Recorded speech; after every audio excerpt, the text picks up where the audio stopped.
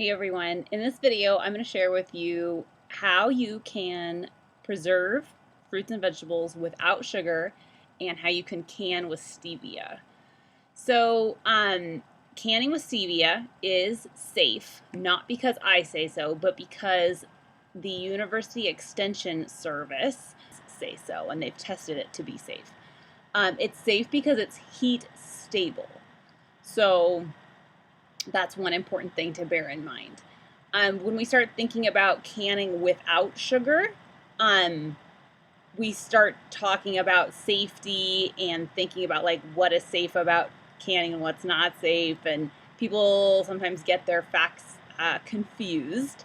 Canning with sugar does a couple things. Sugar is a powerful preservative. We've all found like a leftover gummy bear under our car seat, right? And it's 5 years old and it looks exactly the way it was, when you pulled it out of the package. So you need to bear that in mind when you start canning without sugar, or bear that in mind when you're preparing your recipe without sugar.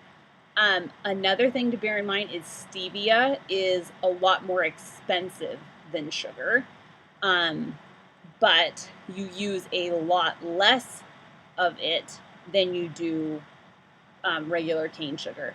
So if you're making a regular batch of blackberry jam, let's say, a lot of old-fashioned recipes call for cup for cup. So if you had 5 cups of blackberries, you would use 5 cups of cane sugar, which is kind of a lot, honestly. I mean, it's kind of a lot.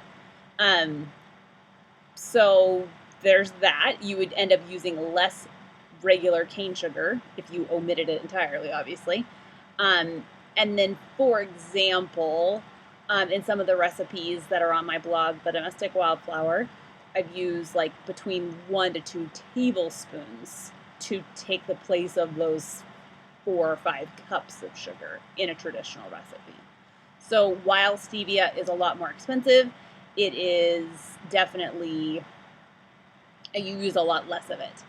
Something that sugar does in canning recipes that stevia is not going to do is not going to thicken your recipe for you. So a lot of people rely on the addition of sugar to thicken their jam or their applesauce or whatever they're making, and stevia doesn't thicken. It only sweetens.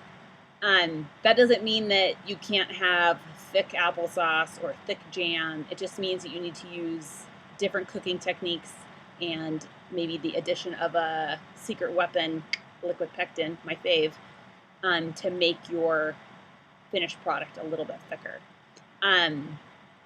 But if you have any questions about canning with stevia, I have a new blog post on the blog, The Domestic Wildflower, all about it, how to do it safely, and I would love for you to check it out.